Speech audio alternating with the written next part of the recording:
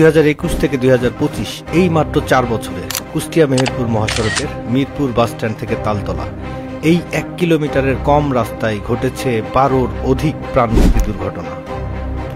বারবার এত প্রাণঘাতী দুর্ঘটনা ঘটার পরেও সড়কের নিরাপত্তা রক্ষা করার দায়িত্ব যাদের, তাদের কাছ থেকে দৃশ্যমান কোনো ধরনের কোনো কার্যক্রম চোখে পড়েনি।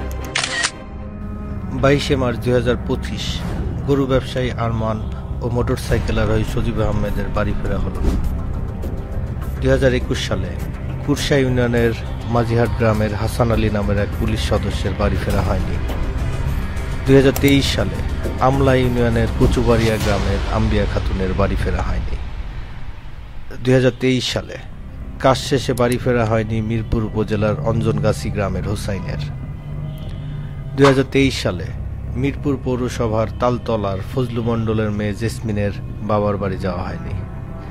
ইনাদের সবাই সহ আরও অনেকেই সড়ক দুর্ঘটনায় প্রাণ হারিয়েছে এই কুষ্টিয়া মেহেরপুর মহাসড়কের তালতলা নামক এলাকায়। মিরপুর বাসস্ট্যান্ড থেকে মিরপুর তালতলা এই 1 কিলোমিটারের কম রাস্তা, যেটাকে মৃত্যুকূপ বললেও ভুল হবে না, এই সামান্য একটু রাস্তাতে কেন বারবার এত প্রাণঘাতী দুর্ঘটনা ঘটছে? এটার কারণ কি দ্রুতগতির বাস, দ্রুতগতির ট্রাক, আনাড়ির মতো ছুটে চলা মোটরসাইকেল, বা রাস্তার সিগন্যাল মানতে না চাওয়া অনিরাপদ এবং অবৈধ 3 চাকার বাহন? তবে কারণ যাই হোক, এই রাস্তাটুকুতে প্রতিনিয়ত ঝরে পড়ছে অমূল্য জীবন।